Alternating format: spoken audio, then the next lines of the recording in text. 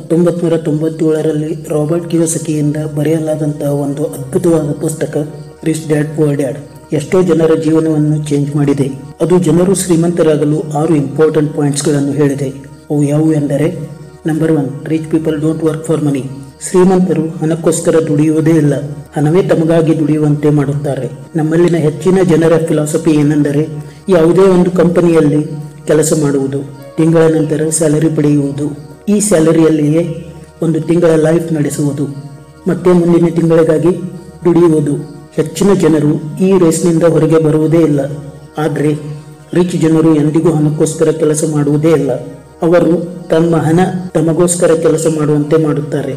ಅವರು ಇನ್ಸ್ಟಂಟ್ ಆಗಿ ಒಂದು ಕೆಲಸದಿಂದ ಎಷ್ಟು ಹಣ ಬರುತ್ತೆ ಅಂತ ವಿಚಾರ ಮಾಡೋದೇ ಇಲ್ಲ. ಅವರು ಒಂದು ಕೆಲಸದಿಂದ ಲಾಂಗ್ ಟರ್ಮ್ ನಲ್ಲಿ ಎಷ್ಟು ಹಣ ಬರುತ್ತೆ ಅಂತ ನೋಡುತ್ತಾರೆ.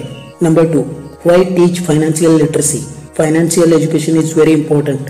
ಇಂದು ನಾವು ಒಳ್ಳೊಳ್ಳೆಯ ಎಜುಕೇಶನಲ್ ಡಿಗ್ರೀಸ್ ಹೊಂದಿದ್ದೇವೆ. ಅದು MBBS ಡಿಗ್ರಿ ಆಗಿರಬಹುದು, ಇಂಜಿನಿಯರಿಂಗ್ ಡಿಗ್ರಿ ಆಗಿರಬಹುದು. ಆದರೆ ನಮ್ಮಲ್ಲಿನ ಹೆಚ್ಚಿನ ಜನರು ಫೈನಾನ್ಷಿಯಲ್ ಎಜುಕೇಶನ್ ಹೊಂದೇ ಇಲ್ಲ.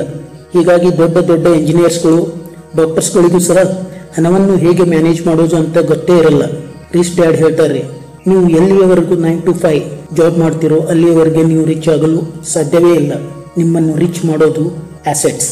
ಹಾಗಾದ್ರೆ ಈ ಆಸೆಟ್ಸ್ಗಳೆಂದರೇನು?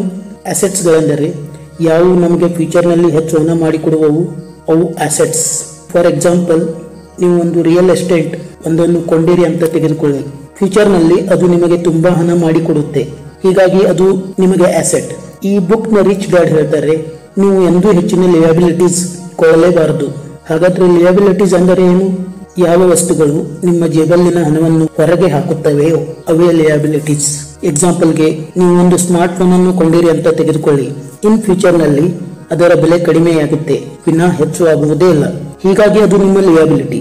ಹೀಗಾಗಿ ನೀವು ಹೆಚ್ಚು ಹೆಚ್ಚು ಆಸೆಟ್ಸ್ ಕೊಳ್ಳಬೇಕೇ ವಿನಃ ಲಿಯಾಬಿಲಿಟೀಸ್ಗಳಲ್ಲ.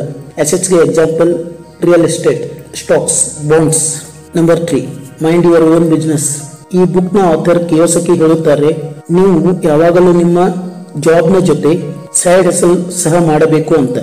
ಹೆಚ್ಚಿನ ಜನರು ತಮ್ಮ ಸ್ಯಾಲರಿಯಿಂದ ಮೊದಲು ವಾಟರ್ ಬಿಲ್, ಎಲೆಕ್ಟ್ರಿಸಿಟಿ ಬಿಲ್ ಮೊದಲು ಪೇ ಮಾಡುತ್ತಾರೆ.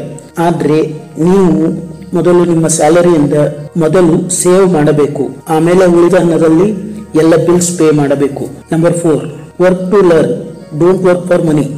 ಅಂದ್ರೆ ನೀವು ಯಾವಾಗಲೂ ಕೆಲಸವನ್ನು ಕಲಿಯಲು ಮಾಡಬೇಕು, ನೀವು ಎಂದೂ ಹಣಕ್ಕೋಸ್ಕರ ಕೆಲಸ ಮಾಡಬಾರದು. ಹೆಚ್ಚಿನ ಜನರಿಗೆ ತಮ್ಮ ಸ್ಯಾಲರಿಯ ಚಿಂತೆ ಇರುತ್ತೆ, ಆದ್ರೆ ಶ್ರೀಮಂತರಿಗೆ ಸ್ಯಾಲರಿಯ ಚಿಂತೆನೇ ಇರುವುದಿಲ್ಲ. ಅವರು ಯಾವಾಗಲೂ ಕಲಿಕೆಗೆ ಮೊದಲ ಪ್ರಾಶಸ್ತ್ಯ ಕೊಡುತ್ತಾರೆ. ನಂಬರ್ 5, ರಿಚ್ ಇನ್ವೆಂಟ್ ಮನಿ, ಅಂದರೆ ಹಣವನ್ನು ಶೋಧಿಸುತ್ತಾರೆ. ಈ ಬುಕ್ ನ ಪ್ರಕಾರ ನಮ್ಮ ಬ್ರೈನ್ ಎಂಬುದು ಒಂದು ದೊಡ್ಡ ಆಸೆಟ್. ನೀವು ಅದನ್ನು ಹೇಗೆ ಟ್ರೈನ್ ಮಾಡುತ್ತೀರೋ ಹಾಗೆ ಅದು ಕೆಲಸ ಮಾಡುತ್ತೆ. ರಿಚ್ ಜನರು ತಮ್ಮ ಬ್ರೈನ್ಗೆ ಹೆಚ್ಚು ಹಣ ಮಾಡುವ ಐಡಿಯಾಗಳ ಮೇಲೆ ಫೋಕಸ್ ಮಾಡುವಂತೆ ಮಾಡುತ್ತಾರೆ. ನಂಬರ್ 6, ಓವರ್ಕಮಿಂಗ್ ಆಬ್ಸ್ಟಕಲ್ಸ್, ಅಡೆತಡೆಗಳಿಂದ ಹೊರಬರುವುದು. ಸ್ನೇಹಿತರೆ, ತುಂಬಾ ಜನರು ತಮ್ಮ ಜೀವನದಲ್ಲಿ ರಿಚ್ ಏಕೆ ಆಗುವುದಿಲ್ಲ ಅಂದರೆ ಅವರು ಕೆಲವು ಅಡೆತಡೆಗಳಿಂದ ಹೊರಗೆ ಬರುವುದೇ ಇಲ್ಲ.